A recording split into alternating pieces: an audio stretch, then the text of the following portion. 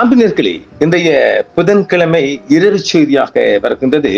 முன்னாள் ராஜாங்க அமைச்சர் சிவனேசத்துறை சந்திரகாந்தன் பிள்ளையானை பிணையில் விடுவிக்க கோடபய ராஜபக்ச ஜனாதிபதியா ஆட்சியேற்ற பின்னர் விசேட பேச்சுவார்த்தைகள் இடம்பெற்றதாக பிரதி சொலிசிட்டர் ஜெனரல் பிலிப் பீரிஸ் இன்று புதன்கிழமை நீதிமன்றத்தில் தெரிவித்திருக்கின்றார். கோடபய ராஜபக்ச ஜனாதிபதியாக பதவியேற்றவுடன் பிள்ளையானை விடுதலை செய்வதற்கான விசேட பேச்சுவார்த்தைகள் இடம்பெற்றதாக தெரிவிக்கப்படுகிறது. ராஜபக்ச குடும்பத்தின் வருகை என்பது மஹிந்த ராஜபக்ச, பசில் ராஜபக்ச மற்றும் நேமல் ராஜபக்ச ஆகியோர் பிள்ளையான் விளக்கமரில் இருந்த மட்டக்களப்பு சிறைச்சாலைக்கு சென்று அவரை நேரடியாக அந்த காலத்தில் சந்தித்திருக்கின்றார்கள். ஜனாதிபதி பதவி கிடைத்து அதாவது கோடபய ஜனாதிபதி பதவி கிடைத்து ஒரு வாரத்திற்கு பிள்ளையான் பிணையில் விடுவிக்கப்படுவார் என்ற வாக்குறுதி அவர்களுக்கு வழங்கப்பட்டதாக ஆசாத் மௌலானா பிரான்ஸ்ல வச்சு ஒரு வாக்குமூலத்தை கொடுத்திருக்கிறார்.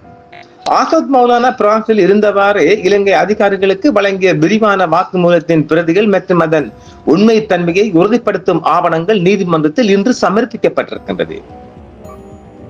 ஆசாத் மௌலானா சனல் போ ஊடகத்திற்கு வழங்கிய நேர்காணலில் முன்வைத்த குற்றச்சாட்டுகளுக்கும் தற்போது சட்ட ரீதியான நீதிமன்றத்தில் சமர்ப்பிக்கப்பட்டுள்ள வாக்குமூலத்துக்கும் இடையிலான வலுவான தொடர்புகள் கவனத்தை பெற்றுள்ளதாகவும் தெரிவிக்கப்படுகிறது.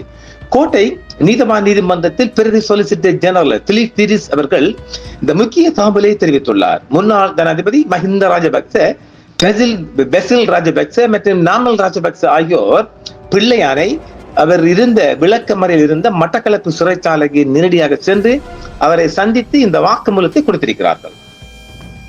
இந்த சந்திப்பின் போது கோடபய ராஜபக்ச ஜனாதிபதியாக பதவியேற்ற ஒரு வாரத்திற்குள் பிள்ளையானுக்கு பிணை பெற்றுக் கொடுக்க நடவடிக்கை எடுக்கப்படும் என்று அவர்கள் வாக்குறுதி அளித்ததாக பிள்ளையானின் முன்னாள் தனிச் செயலாளர் ஆசாத் மௌலானா வழங்கிய வாக்குமூலத்தை அடிப்படையாக கொண்டு பிரதி சொலிசிட்டர் ஜெனரல் நீதிமன்றத்தில் தெரிவித்துள்ளார். இது தொடர்பான மேலதிக தகவல்கள் அல்லது தகவல்களாக வருகின்றது. ராஜபக்ச அதாவது கோட்டபய ராஜபக்ச ஜனாதிபதியாக பதவியேற்ற பின்னர் பிள்ளையானை பிணையில் விடுவிக்க விசேட பேச்சுவார்த்தைகள் இடம்பெற்றதாக பிரதி சொலிசிட்டர் ஜெனரல் நீதிமன்றத்தில் இன்றைய தினம் 20ஆம் தேதி நீதிமன்றத்தில் வெளிப்படுத்த இருக்கின்றார். முன்னாள் ஜனாதிபதி மஹிந்த ராஜபக்ச, பசில் ராஜபக்ச, நாமல் ராஜபக்ச ஆகியோர்கள் மட்டக்களப்பு சிறையில் சென்று வந்து மிகவும் இரகசியமான முறையில் பாதுகாக்கப்பட்டதாகவும் அவர் தெரிவித்திருக்கின்றார். இந்த சந்திப்பின் போது கோட்டபய ராஜபக்ச ஜனாதிபதிக்கு பதவியேற்ற ஒரு வாரத்தினுள் பிள்ளையானை எப்படியாவது பிணையில் எடுக்க வேண்டும் என்ற நடவடிக்கையும் எடுக்கப்பட்டுள்ளதாகவும் ஆசாத் மௌலானா தெரிவித்துள்ளதாக பிரதி சொலிசிட்டர் ஜெனரல் நீதிமன்றத்தில் தெரிவித்திருக்கின்றார்.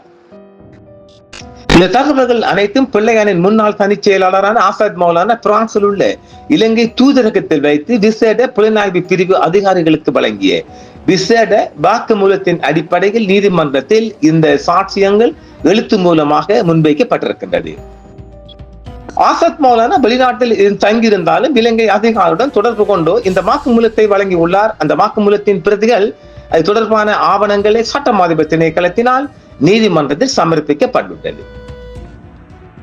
கோடபய ராஜபக்ச ஜனாதிபதியாக பதவியேற்றவுடன் பிள்ளையானை விடுதலை செய்வதற்கான ஏற்பாடுகள் குறித்து ராஜபக்ச குடும்ப உறுப்பினர்கள் மட்டக்களப்பு சிறைக்கு சென்று பேச்சுவார்த்தை நடத்தியதாகவும் ஆதாரபூர்வமாக எழுத்து மூலமாக நீதிமன்றத்தில் சமர்ப்பிக்கப்பட்டிருக்கின்றது.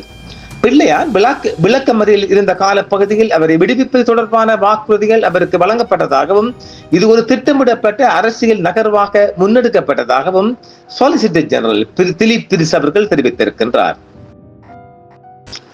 இது உயிர்த்த ஞாயிறு தாக்குதல் மற்றும் அது தொடர்பான அரசியல் பின்னணிகளை வெளிப்படுத்துவதில் முக்கியமான சாட்சியமாக கருதப்படுகிறது. சேனல் போ ஆவணப்படத்தில் ஆசாத் மௌலானா தெரிவித்த கருத்துக்களுக்கும் தற்போது நீதிமன்றத்தில் சமர்ப்பிக்கப்பட்ட வாக்கு மூலத்திற்கும் இடையிலான தொடர்புகளை சட்ட வல்லுநர்கள் கூர்ந்து கவனித்து வருகின்றனர். இந்த விவகாரம் தற்போதைய அரசியல் மற்றும் சட்ட தளத்தில் பெரும் பரபரப்பை ஏற்படுத்தி இருக்கின்றது. மே 20 இன்று புதன்கிழமை அன்று இந்த விவகாரம் தொடர்பான தகவல்கள் மற்றும் ஆவணங்கள் கொழும்பு மேல் நீதிமன்றத்தில் சமர்ப்பிக்கப்பட்டுள்ளன. இது ஜோசப் பர்ராசிங்கம் அவர்கள் வழக்கில் விசாரணையில் ஒரு பகுதியாகவே முன்னெடுக்கப்பட்டு வருகிறது. இந்த வழக்கின் முன்னைய விசாரணைகளின் போது பிரதி சொலிசிட்டர் ஜெனரல் பிலிப் பீரிஸ் அவர்கள் ஆசாத் மௌலானாவின் வாக்கு மூலத்தை நீதிமன்றத்தில் கவனத்திற்கு கொண்டு வந்திருந்தார். மட்டக்களப்பு மாவட்ட நாடாளுமன்ற உறுப்பினர் ஜோசப் பெர்ராசிங்கம் அவர்கள் கொலை வழக்கில் பிள்ளையான் மீதான குற்றச்சாட்டுகள் குறித்த விசாரணையின் போது சட்டம் அதிபர் திணைக்களத்தின் சார்பில் பிரதி சொலிசிட்டர் ஜெனரல் திலீப் அவர்கள் முக்கியமான தகவலை நீதிமன்றத்தில் முன்வைத்திருக்கின்றார். ஒரு முன்னாள் நாடாளுமன்ற உறுப்பினரின் படுகொலை வழக்கில் இத்தகைய உயர்மட்ட அரசியல் தலையீடுகள் இருந்ததாக தெரிவிக்கப்படுவது இலங்கை நீதித்துறையில் பெரும் தாக்கத்தை ஏற்படுத்தும் என எதிர்பார்க்கப்படுகிறது.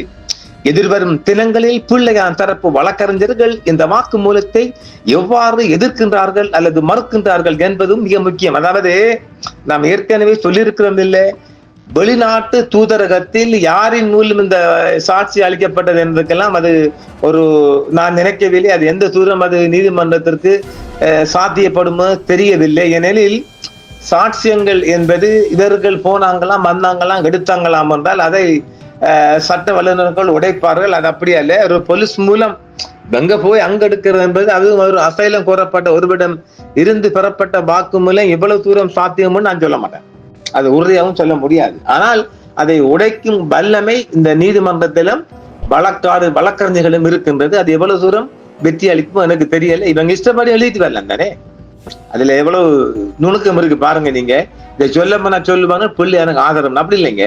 நான் பேசுவது லீக்கல் சட்டபூர்வமானதை நான் சொல்றேன். ஏனெனில் நாடு கடந்து அசைலம் கோரி விண்ணப்பித்த ஒருவரும் பிரான்சுக்கு போனாங்களாம் வந்தாங்களாம் எடுத்தாங்களாம் என்றால் அது நீதிமன்றத்துக்கு எவ்வளவு தூரம் சாத்தியமாகும் எனக்கு தெரியல.